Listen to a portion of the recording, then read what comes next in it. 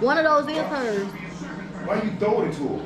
I'm trying not to cry. I'm trying to give y'all this raw data because it's Down Syndrome Awareness Month, and I want to give y'all exactly how I got to this point. It don't matter. I can't even find the words to even appreciate. All I know is I woke up out of surgery, and it's the 22nd. Now it's 22nd at 6 in the morning. My husband is sitting at the foot of my bed. A doctor is sitting a doctor is sitting next to me holding my hand. She asked you to help her put her shoes on. He's like, Takara, wake up, Takara.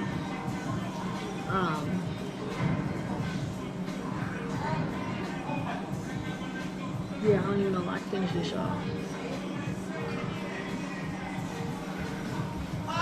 Okay, so as I'm waking up, he's telling me that That's not come on. they had lost me one time and brought me back. I just see chills through my body. I don't even know if y'all can see the chills running through me. So, Janae is in NICU. I didn't get to see Janae for a whole 24 hours, y'all, of having her. Mind you, this is my first C-section. I can't really get out of the bed. I stayed on a bladder bag for 4 days. I stayed in the hospital for a week. I literally had to teach myself how to walk. Day 2 of me having Janae, they finally wheeled me down because I was finally able to be lucid enough to be up, off the medicines, put me in a wheelchair. My husband took me down there. I stopped with Janae for a little while. I found out that Janae had the extent of her heart problems, the extent of the neurology, GI. So Janae was born with two holes in her heart. Her valves leak. She have had her heart surgery done at 3 weeks old. She have had the G-tube placed at 2 weeks old. So imagine your newborn baby at 3 weeks old having open heart surgery. Now, when she had open heart surgery, she had just got out of NICU. So we're back in NICU. So she could have her open heart surgery. Well, then she was still in the hospital for what? No, y'all just had. No, yeah, that was mine. No. So Can I fix your curl? Delia. So at 3 weeks old, she had open heart surgery. I feel like that was the hardest time of me and her daddy's life. Like they had tested face, all type of face. Like we wasn't talking to a lot of family members at the time.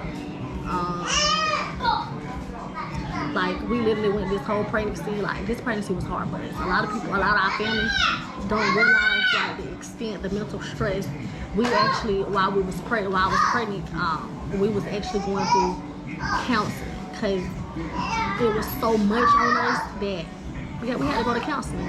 We had to get our minds right. Like I know as African Americans, going to therapy is not talked about a lot. It's not hit upon a lot. A lot of African Americans or a lot of people feel like therapy is not it for them. But to me, I feel like it is. I feel like it helped me a lot. It helped me bring me to this point where I could talk about it and be okay with talking about it. It actually brought us to a point of closeness. But we were struggling a lot. We cried a lot, sad, depressed, whatever you want to call it, we was. Having her, I think I cried every day seeing my daughter NICU with tubes up her nose, tubes on her chest, breathing tubes. Yeah, like when I tell y'all it was a time to remember, like handing my baby over to the surgeon, I can remember me crying and not wanting to let go. Her daddy crying, and like the doctors had to tell me either they go in now or she's pushed back for surgery for 3 weeks. So imagine having to make that decision to turn your daughter over to some surgeons you know nothing about. You've met a couple times while you was in NICU. The night before, I think I didn't sleep at all. I didn't get no sleep until the second day after she had her surgery. I was so worried. I didn't want to put my newborn baby. I've never been through that. So just imagine, like, we have literally had to like sleeping in hospitals. Like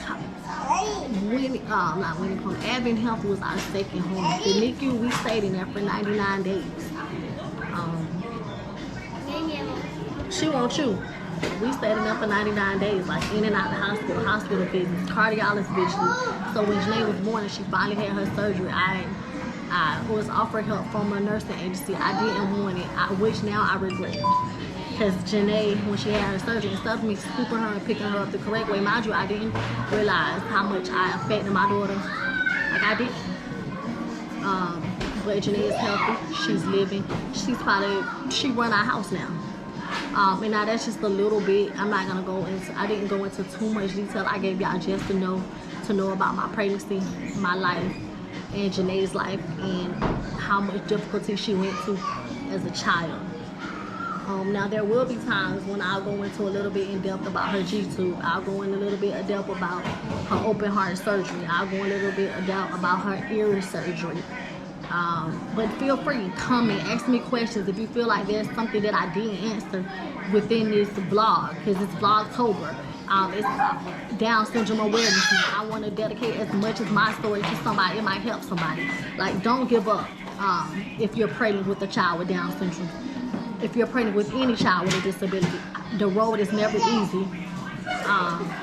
You're gonna have days when you cry. You're gonna have days when you break down. Believe me, I had to go to therapy after I had Janae to get my mental together.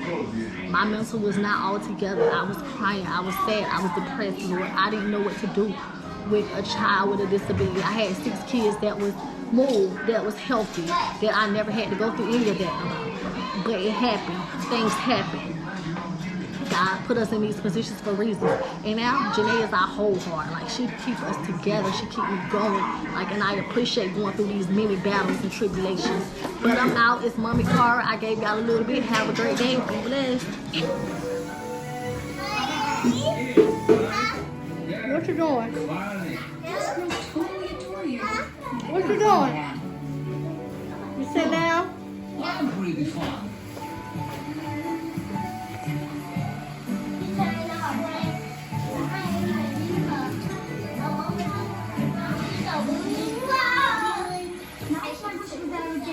Wow!